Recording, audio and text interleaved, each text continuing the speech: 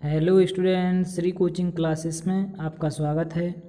आज हम इस वीडियो में नए चैप्टर को शुरू करने वाले हैं और इस वीडियो में आज हम पढ़ेंगे कक्षा 11वीं का अध्याय 10 एस ब्लॉक के तत्व। इस अध्याय का नाम है एस ब्लॉक के तत्व और इस अध्याय में से बच्चों 5 अंक का जो है इसमें से आता है बोर्ड एग्ज़ाम में, जिनमें से आपका 1 और 1 दो नंबर के आपके विकल्प रहेंगे और एक प्रश्न आपका 3 नंबर का इसमें से आएगा। तो इसी पैटर्न से आपको इसमें से क्वेश्चन आंसर तैयार करना है बोर्ड एग्ज़ाम के व्यू से।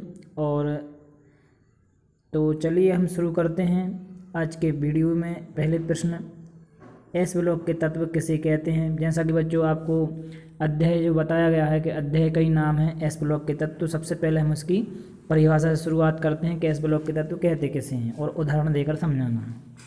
तो बच्चों आप 10वीं क्लास में भी जान चुके हैं ये चीज़ कि आवर्त सारणी को 4 ब्लॉक में बांटा गया है, एस पी डी एफ।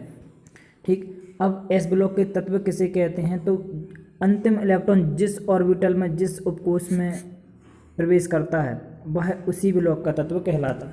तो एस ब्लॉक के तत्व किसे कहेंगे। एस ब्लॉक के तत्व वे तत्व जिनमें अंतिम इलेक्ट्रॉन लास्ट इलेक्ट्रॉन भरेंगे। जैसे मान लीजिए हमें 11 इलेक्ट्रॉन भरना है, सोडियम में 11 इलेक्ट्रॉन होते हैं, तो 11वां इलेक्ट्रॉन जिसमें जाएगा वो उस ब्लॉक का तत्व कहलाएगा। तो अंतिम इलेक्ट्रॉन एस उपकोष में प्रवेश करते हैं, एस ब्लॉक के तत्व कहलाते हैं।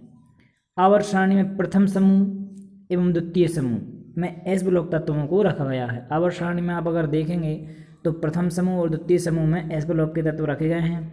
अब इनमें से जो प्रथम समूह है उसका भी एक नाम है। ठीक, प्रथम समूह के तत्वों को हम बोलते हैं क्षारीय धातु। क्या बोलते हैं? क्षारीय धातु।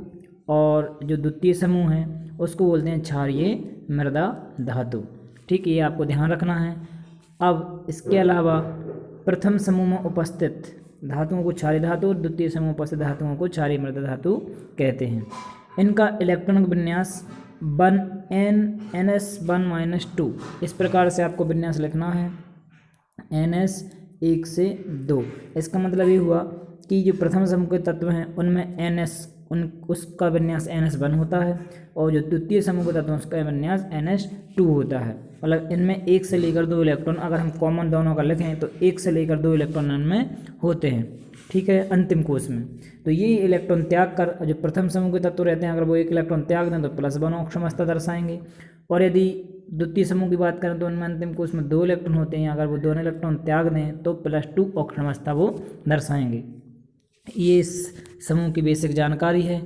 बच्चों जब इलेक्ट्रॉन त्यागते हैं तो उसके ऊपर प्लस चार्ज आता है। जो भी तत्व इलेक्ट्रॉन त्यागेगा उसके ऊपर प्लस चार्ज आएगा और जो तत्व इलेक्ट्रॉन ग्रहण करेगा उसके ऊपर ऋणावेश चार्ज आता है, ऋणावेश आता है। ठीक, तो और बच्चों धातुएं वो ही होती हैं जो धनायन में बदल सकती हैं। ठीक, अब यहाँ पर हम एग्जाम्पल के रूप में ये प्रथम समूह के तत्व जो होते हैं उनके नाम ले रहे हैं यहाँ पर। ये पहला है आपका हाइड्रोजन, पहला तत्व प्रथम समूह का एस ब्लॉक का। दूसरा है लिथियम, तीसरा पोटेशियम, फिर रुबिडियम, सीजियम, फ्रांसियम।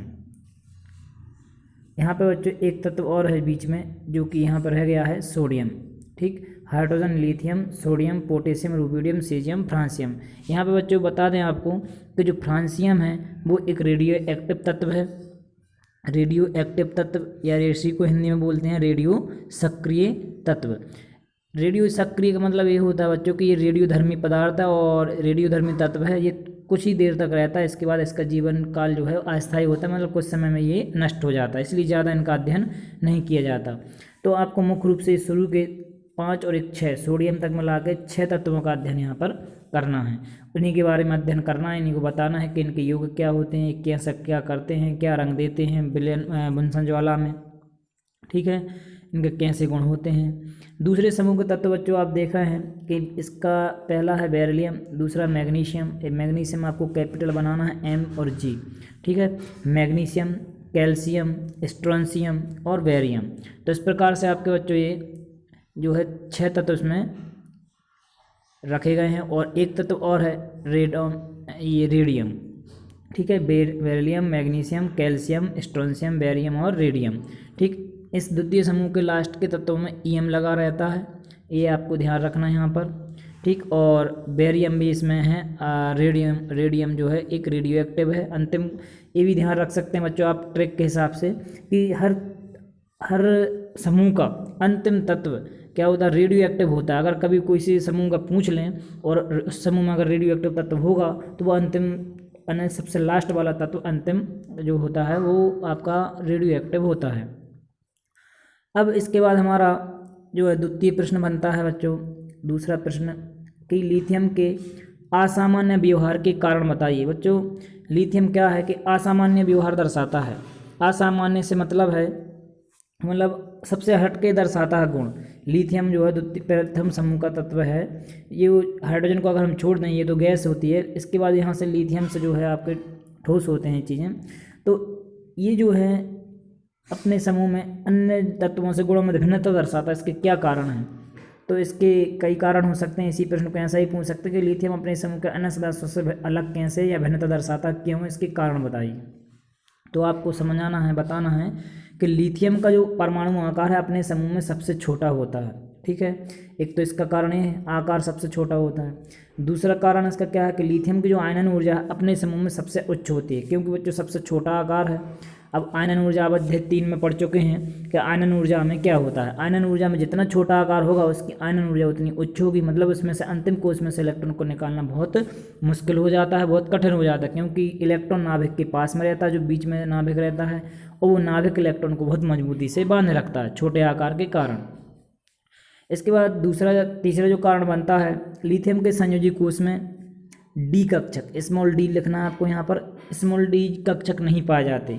आपको पता होगा कि आवर्त सारणी में 4 ब्लॉक हैं sp-d-f, और हर तत्व में जो है जितना परमाणु आकार होगा उतने से उसमें आपके ब्लॉक होते हैं। तो इसमें जो लिथियम है पहला समूह का तत्व है, तो इसमें डी कक्षक नहीं होते। इसमें सिर्फ कौन से कक्षक होते हैं? एस कक्षक होते हैं। कौन से कक्षक होते हैं? एस कक्षक या एस उपकोष होते हैं बस, और डी कक्षक नहीं पाए जाते। तो ये भी इसका कारण है। और इसके बाद जबकि जो अन्य सदस्य होते हैं उनके पास रिक्त डी कक्षक यहाँ पर पाए जाते हैं। ठीक, क्योंकि परमाणु आकार ज़्यादा है तो आगे जाकर उनमें डी कक्षक मिल जाते हैं, लेकिन अंतिम इलेक्ट्रॉन एस ब्लॉक में ही प्रवेश करता है। अब लिथियम जो है सबसे अधिक ऋण विद्युतीय तत्व है, सबसे अधिक जबकि जो समूह के जो अन्य सदस्य हैं वो कम ऋण विद्युतीय तत्व हैं। ये ऋण विद्युतीय से मतलब है बच्चों कि ये कम जो है इलेक्ट्रॉन को दे पाता, इसलिए धनात्मक में नहीं बदल पाता। तो इस हिसाब से बच्चों ये ऋणात्मक हो सकता है। वैसे इनके ऊपर सभी के ऊपर धनात्मक आवेश होता है धातुओं के, लेकिन तुलना करें अगर अन्य तत्वों से तो ये कम अधिक ऋण विद्युतीय है अन्य तत्वों की तुलना में। ठीक है, वैसे इनके ऊपर आपको याद रखना कि धनात्मक आवेश ही होता है और धनायन बनाते हैं। इसके बाद बच्चों ये हमारा उम्मीद है आपको समझ में आ गया होगा। 3 नंबर में आपको कम से कम 3 जो है यहाँ पर कारण लिखना पड़ेंगे कि क्यों ऐसा भिन्न व्यवहार दर्शाता है। इसके बाद हमारा एक प्रश्न बच्चों जो कि बोर्ड एग्जाम में आ चुका है, इसको आप समझ लें कि क्या पूछा था प्रश्न में कि कैल्शियम यानी Ca, स्ट्रोंशियम यानी Sr, बेरियम यानी Ba, ये 3 तत्वों के नाम दिए थे उन्होंने लिख के, और बोला था कि बुनसन ज्वाला। बच्चों ये बुनसन ज्वाला मतलब जो लैब में आपने प्रैक्टिकल में देखा हो, एक तरह की ज्वाला होती है जिसको हम अग्नि, ऐसा अग्नि जलती है उसमें। ठीक, जब हम इस बुनसन ज्वाला में इनको रखते हैं, कैल्शियम के स्ट्रोंशियम बेरियम को आगे इसमें रखते हैं अगर, तो ये अलग अलग रंग प्रदान करते हैं। तो कैल्शियम कैसा प्रदान करता है? ईंट जैसा लाल, और जो स्ट्रोंशियम है वो किरमिची लाल, और जो सेब है वो जो बेरियम है वो सेब जैसा हरा, जो कच्चा जो सेब होता है हरा सा, उसके समान ये रंग उत्पन्न करते हैं। तो ये क्यों रंग उत्पन्न करते हैं? तो बच्चों होता क्या है, इनके अंतिम कोश में आपको पता है 2-2 इलेक्ट्रॉन होते हैं। तो ये इलेक्ट्रॉन उत्तेजित होकर जो इलेक्ट्रॉन निकले हैं, जैसे इनको बुनसन ज्वाला में रखते हैं तो इनके इलेक्ट्रॉन उत्तेजित होकर उच्च ऊर्जा में चले जाते हैं, उच्च ऊर्जा स्तर में चले जाते हैं, मतलब ऊपर की कक्षा में चले जाते हैं। और जब ये लौट कर वापस आते हैं फिर से अपनी कक्षा में, तो ऊर्जा को उत्सर्जित करते आते हैं। आपने देखा होगा दीपावली के समय पर जब हम पटाखे चलाते हैं तो ऊपर की तरफ कुछ पटाखे जो हैं ऊपर जाते हैं और नीचे की तरफ आते हुए चिंगारी से उत्पन्न करते हुए आते हैं। इसी प्रकार बच्चों कैल्शियम जो है, इनके जो इलेक्ट्रॉन हैं उच्च ऊर्जा स्तर में चले जाते हैं ऊर्जा पाकर, और जैसे ही नीचे की तरफ लौटते हैं तो ऊर्जा को उत्सर्जित करते आते हैं। और वो रंग जो है इस प्रकार से 10 प्रकार से हमें विभिन्न रंग दिखाई देते हैं, जैसे कि कैल्शियम ईंट जैसा लाल दिखाई देता है, स्ट्रोंशियम का किरमिची लाल, और सेब का जो है बेरियम का जो है सेब जैसा हरा। तो ये प्रश्न बच्चों बोर्ड एग्जाम में आ चुका है, इसलिए आप इसको अच्छे से समझ लें, कर लें तैयार। अब इसके बाद जो नेक्स्ट प्रश्न बनता है हमारा कि बेरियम एवं मैग्नीशियम ज्वाला परीक्षण नहीं देते। अभी हमने देखा बच्चों यहाँ पर कि जो अभी हमने पढ़े, ये जो बोल रहे हैं बेरिलियम और मैग्नीशियम, इन्हीं के आगे इसी समूह के जो अभी हमने पढ़े हैं ऊपर कि कैल्शियम, स्ट्रोंशियम और बेरियम, ये इसी समूह के सदस्य हैं। लेकिन बेरिलियम और मैग्नीशियम जो है बुनसन ज्वाला में परीक्षण नहीं देते, मतलब रंग नहीं देते हैं। क्यों नहीं देते, तो इसका क्या कारण है देखिए।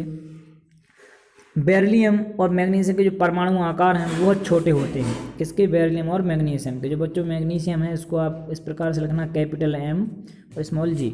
तो बेरिलियम और जो मैग्नीशियम है उनके परमाणु आकार छोटे होते हैं, जिससे इनके जो इलेक्ट्रॉन है वो नाभिक से दृढ़ता से बने रहते हैं। मतलब हमने बताया आपको कि जब छोटा आकार होता है किसी परमाणु का तो वो इलेक्ट्रॉन जो है नाभिक से दृढ़ता से बंधे होते हैं। उनकी आनन ऊर्जा उच्च होती है, उनकी नाभ की आवेश उच्च होता है, इस कारण से इलेक्ट्रॉन नहीं निकल पाता। और इलेक्ट्रॉन जब उत्तेजित नहीं हो पाएगा और नीचे नहीं आ पाएगा, इसका मतलब ऊर्जा भी उत्सर्जित नहीं करेगा और रंग भी नहीं देगा। ठीक, तो नाभिक से दृढ़ता से बने रहते हैं, जिससे है इलेक्ट्रॉन उच्च ऊर्जा स्तरों में नहीं पहुंच पाते, अर्थात उत्तेजित नहीं हो पाते। उत्तेजित मतलब होती है एक तरह से हम कह सकते हैं गुस्से वाली अवस्था, गुस्सा होकर ऊपर नहीं जा पाते, इसलिए यह बुनसन ज्वाला को रंग प्रदान नहीं करते हैं। ये इसका कारण है। ठीक, अब इसके बाद हमारा जो नेक्स्ट प्रश्न बनता है वो बनता है क्षार धातु और क्षारीय मृदा धातुओं में क्या अंतर है। तो क्षार धातु और क्षारीय मृदा धातुओं में देखिए, पहला तो इसका संयोजकता कोष में इलेक्ट्रॉन से है कि इनके संयोजकता कोष में 1 इलेक्ट्रॉन होता है अंतिम कोष में, और इनके अंतिम कोष में 2 इलेक्ट्रॉन होते हैं। अब बच्चों क्षार धातुओं के जो हाइड्रोक्साइड होते हैं, हाइड्रोक्साइड मतलब OH जिसमें जुड़ा होता है, जैसे कि मान लीजिए NaOH है, ये क्षार S ब्लॉक का तत्व क्षार धातुओं का है। KOH है, इनको बोलते हैं हाइड्रोक्साइड। ये कैसे होते हैं, प्रबल क्षार होते हैं। जबकि इनके जो क्षारीय मृदा धातुओं के जो हाइड्रोक्साइड होते हैं, OH जो लिखा है यहाँ पर आप हाइड्रोक्साइड लिख सकते हैं, दुर्बल क्षार होते हैं। ठीक, और अगर हम क्षार धातुओं को यौगिकों को देखें तो ये जल में घुलनशील होते हैं। आपने देखा कि जो NaOH है वो भी जल में घुल जाता है, KOH है वो भी जल में घुल जाता है। ठीक, और इन यौगिकों के जल में अघुलनशील होते हैं। इनके यौगिक जो हैं क्षारीय मृदा धातुओं के कैसे होते हैं, वो जल में घुलनशील नहीं होते हैं। ठीक है, अब इसके बाद जैसे कि अगर हम एक एग्जांपल देखें तो कैल्शियम हाइड्रोक्साइड जो कि चूना पत्थर से हम जब बुझे हुए चूने बिना बुझे चूने में पानी मिला देते हैं तो जो बुझा हुआ चूना बनता है, ये जो है पानी में घुलनशील नहीं होता है, आपको दिख जाएगा, पूर्णतः नहीं घुलता है।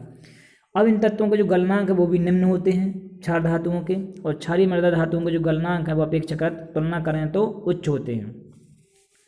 और जो क्षार धातुओं के जो यौगिक होते हैं क्षार धातुओं के, वो नाइट्राइट नहीं बनाते। क्षार धातुओं के जो तत्व हैं वो नाइट्राइट नहीं बनाते, लिथियम को छोड़कर। लिथियम जो है नाइट्राइट बनाता है, Li3n, इस प्रकार का ये इसका नाइट्राइट बनता है।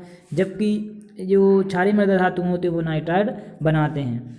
तो उम्मीद है बच्चों आपको अच्छे से समझ में आ रहा होगा। आज इस वीडियो लेक्चर को हम यहीं पर समाप्त करते हैं और मिलते हैं नेक्स्ट क्लास में। तब तक बने रहिए हमारे channel Shri coaching classes Begumganj पर। धन्यवाद।